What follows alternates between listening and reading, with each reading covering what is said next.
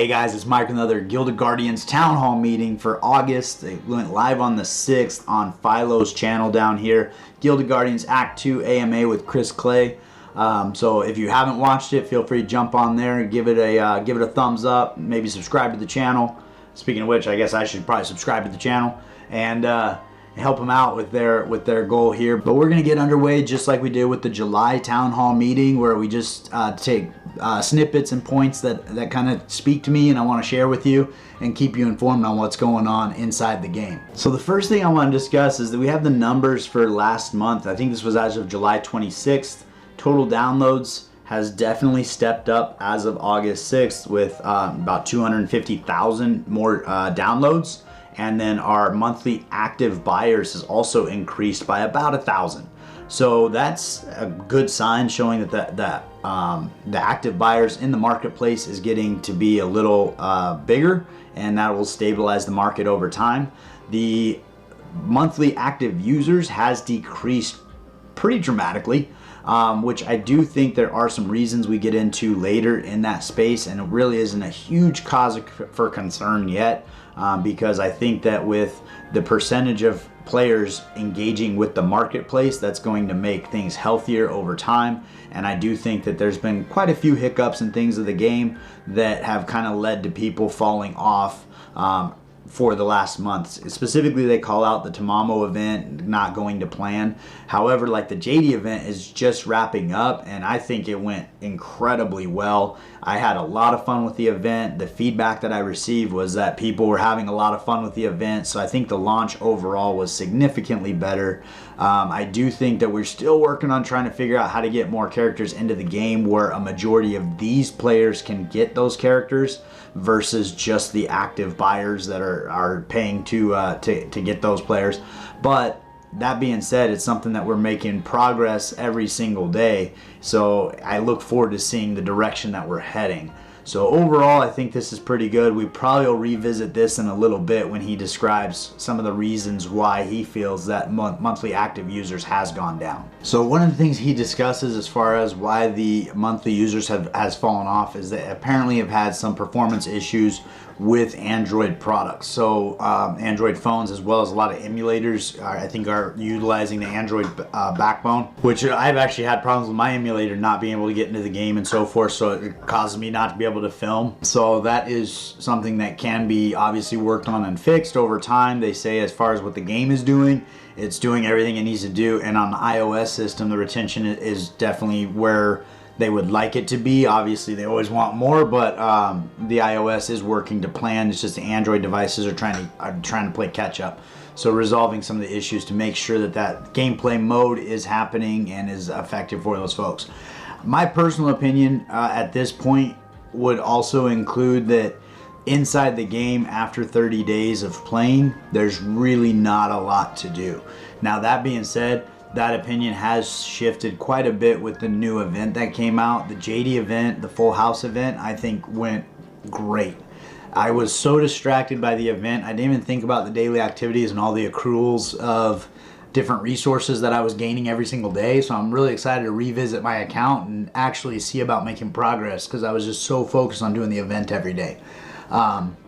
That being said, I was logging in every single day and doing the daily activities, so those resources have just been sitting there so I could get back to the Full House event. So I do think that the retention will go up over time. I think when there's more things to do in the game to keep the players active and engaged, and also when there's more characters in the game to help the drive to collect. I mean, it is a gacha game, and when you have all the characters in the game after a month or two that you can pull from summoning stones, it's kind of like, wow, who am I gonna gacha next? But theoretically, as they address these bugs, make it a little more enjoyable as far as gameplay, where it's not glitching out on you on Android devices or whatever the case is going on over there. I actually use an iPhone, so I'm on the iOS, but I have had issues with the emulator.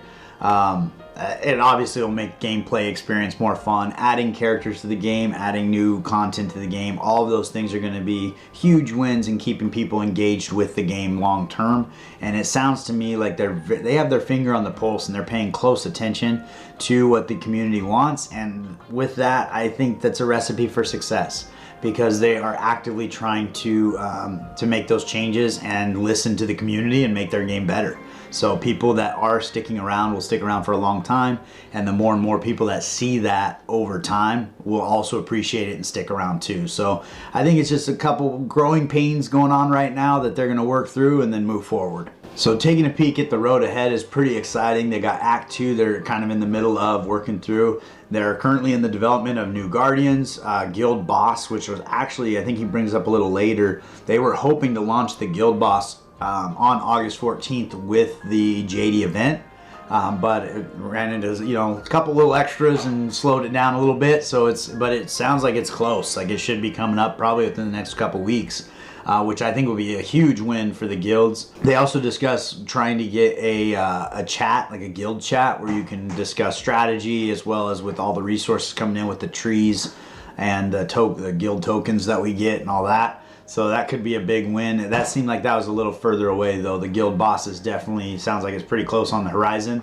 Talk about guild crafting and artifacts. Gruff's Vault, which we've seen the ad in the game where we're going to be able to re-roll some of the gear, the specialized gear, Dariza's crossbow, Flix's necklace, those kind of things that allow us to get the stats that we're hoping for and kind of move forward. And then also looking into the pets. But you see this list is, I mean, they are working on some cool things for the game that will be pretty exciting, and it sounds like they're all supposed to be happening. I think Act 2, I want to say they said they gave themselves to the end of September or something like that, so it should be a relatively short amount of time to get these things in the game. So this video did launch prior to the JD event that came out. I want to say it was on August 14th. So there's teasing JD here. He did mention they built this character specifically to fill a void in characters in the game, which I think is actually really smart. A lot of games, they just put out characters like, here's a cool character, and they don't really care how it affects the meta or what it's going to do,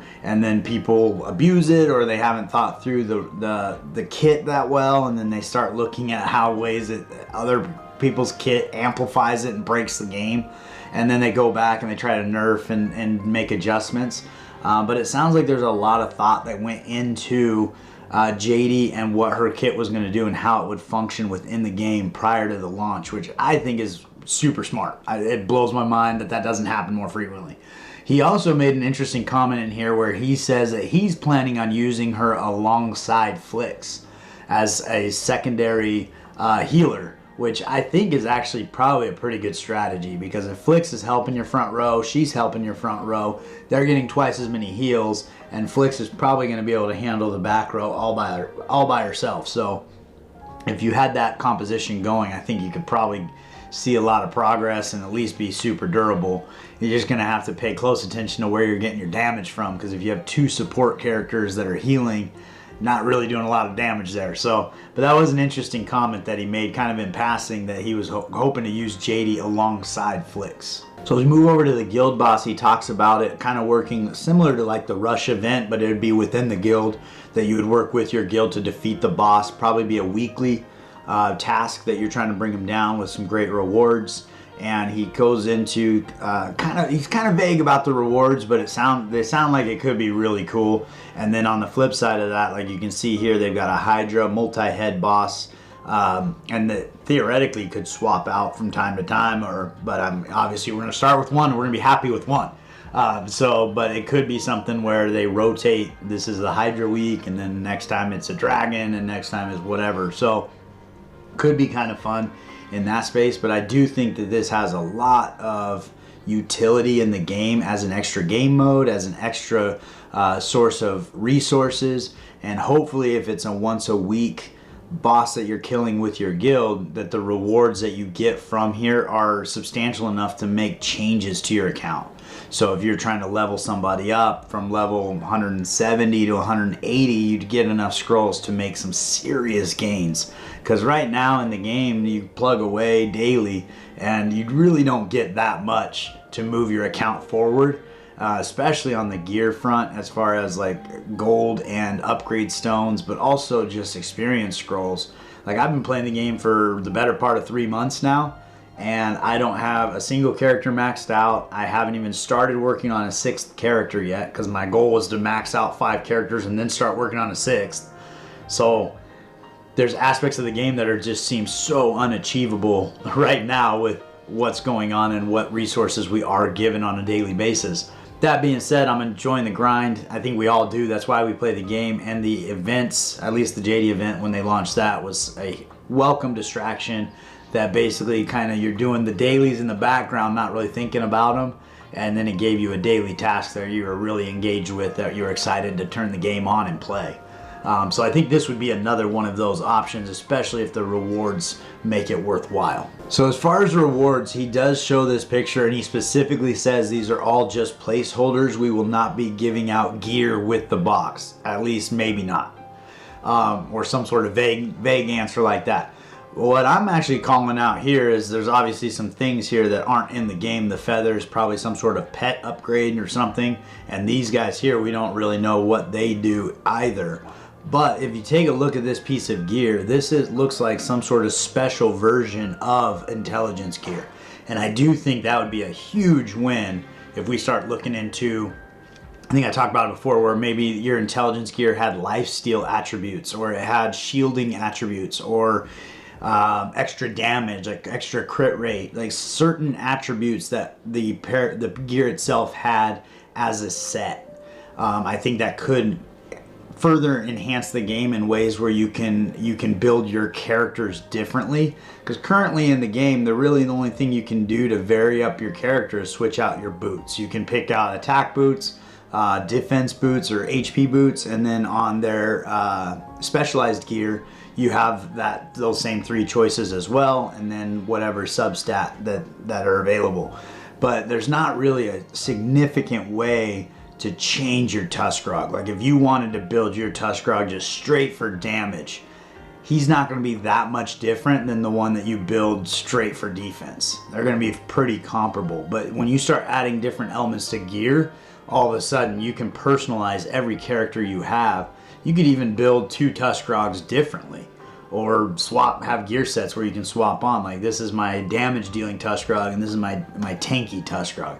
That being said, I do think it is a slippery slope. I'm coming from Raid Shadow Legends, where they have like 89,000 different gear sets in the game, and it's just super confusing all the time trying to figure out which gear set's going to be best for this character. And then you get a really good piece of gear, but it's in a really garbage set and you never use it because the set isn't good.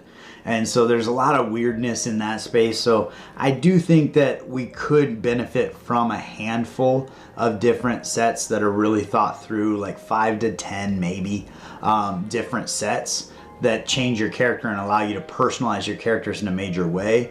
But I would definitely caution them against going to 89,000 because it's just excessive. And then you have to do like full 4-year college to figure out which gear sets are right for which characters, because there's just so many things going on. But I do feel like this is a really exciting image, even though he says it's just a placeholder. He also has here calling crystals, which I think would be a big win if you could earn calling crystals by defeating the boss. It'd be one more way for us to stack those up, especially if they continue to do what they did with JD, where they guarantee you can get this champion after 60 pulls. I think that is a huge win because it encourages you to kind of save up this resource, and then when that champion comes in that you really want to have, you potentially can guarantee that you get her or him or whatever that champion, right?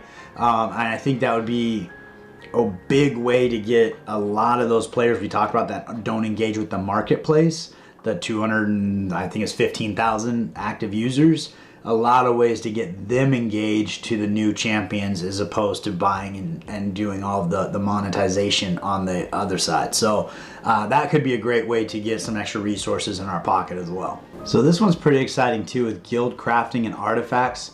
They're looking to do stuff within the guild where you craft artifacts that benefit your team. They are working through some legal issues apparently that are trying to make that work. So it sounds like they're going to kind of do a soft launch and get all the functioning pieces working in the game. And then probably, my guess is there's something with like GOG tokens or some sort of resource allocation or asset allocation that brings the legal in.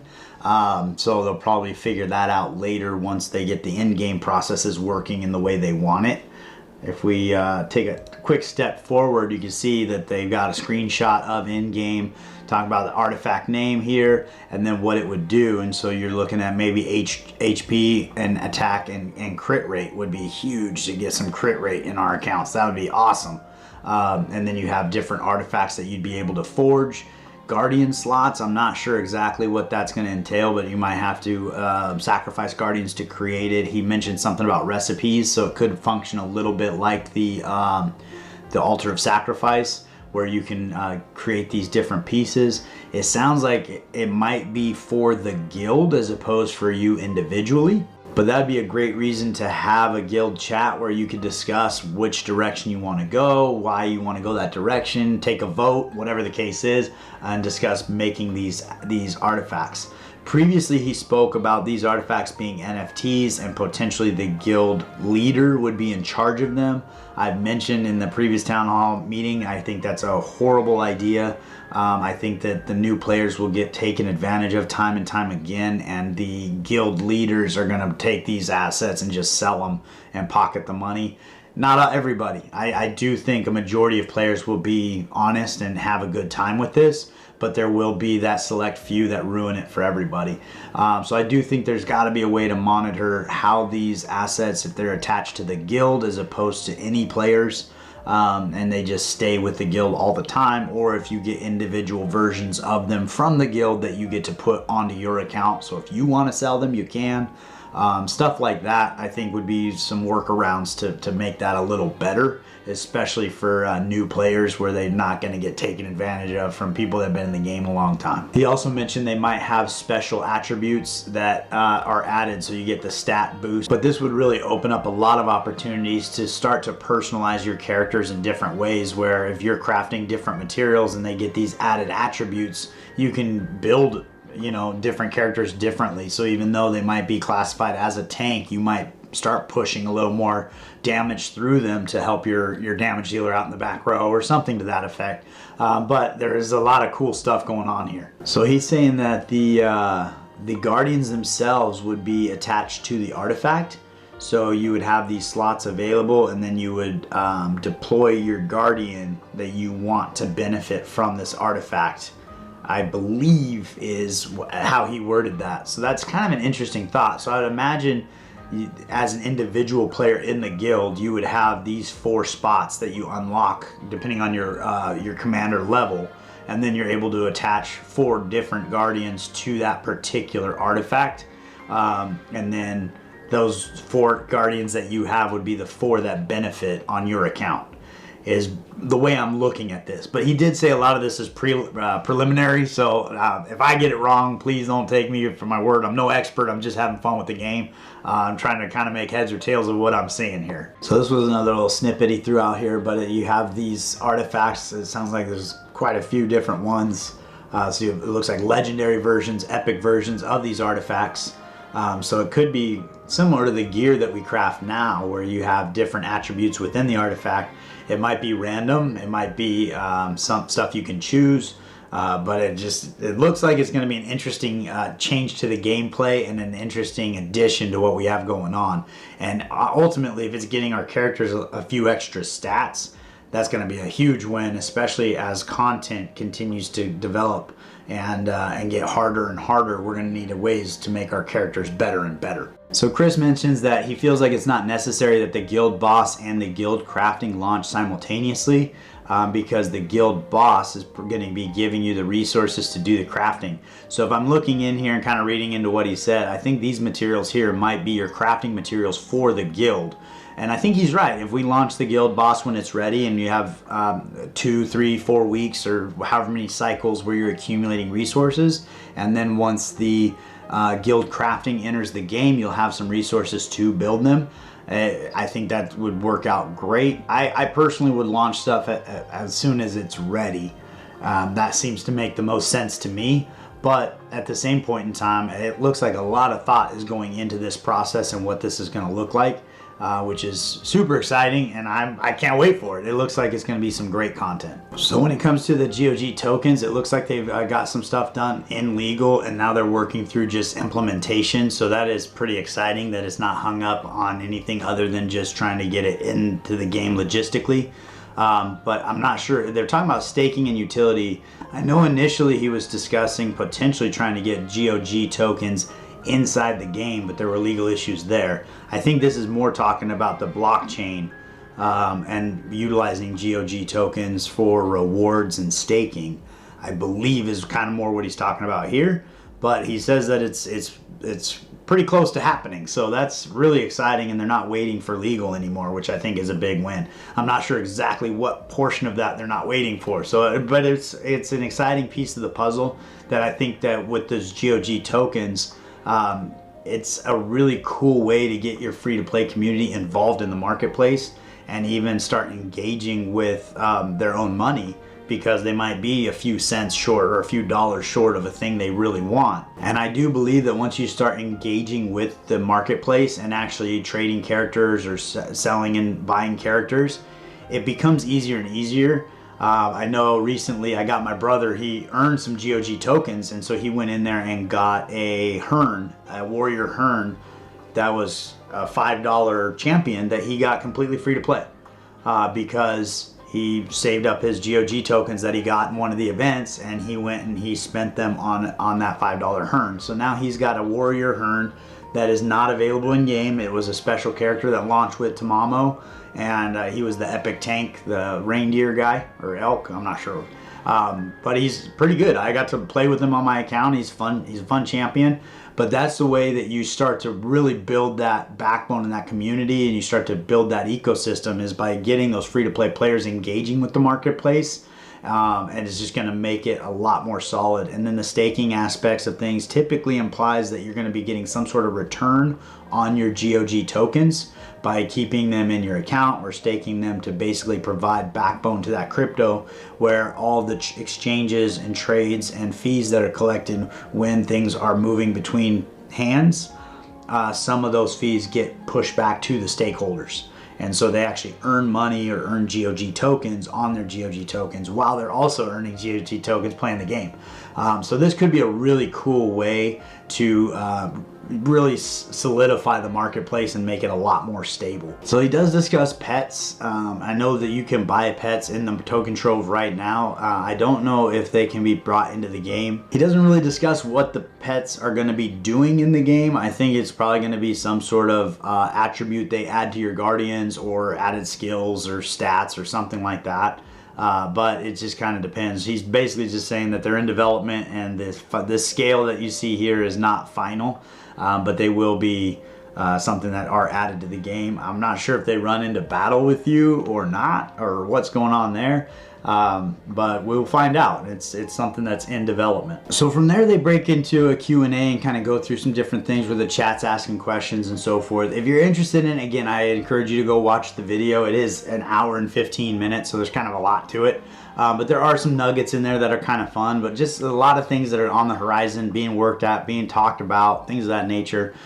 So ultimately, I think it's super exciting for the game. I'm excited for new content always. And it's exciting to just hear what they're doing, you know, behind the scenes, because we play the game every day, but we don't really think, oh, people are working on this and making it better every single day. And so to hear Chris kind of go through that and their process and what they're working on is super fun. It sounds like they're going to try to do these once a month. So hopefully we have one coming out in September. It sounds like there might be an official August town hall meeting closer to the end of the month that'll launch on their channels. So I don't know if this was just an interview that he did that was put out on the 6th. I know the town hall meeting in July was at the 26th, so it was at the end of the month. So if they're planning on doing a monthly, they might be trying to kind of get in more of a habit of doing it in that time frame. But this might be what we get for August, and that's totally cool, and we'll look forward to hopefully having one in September.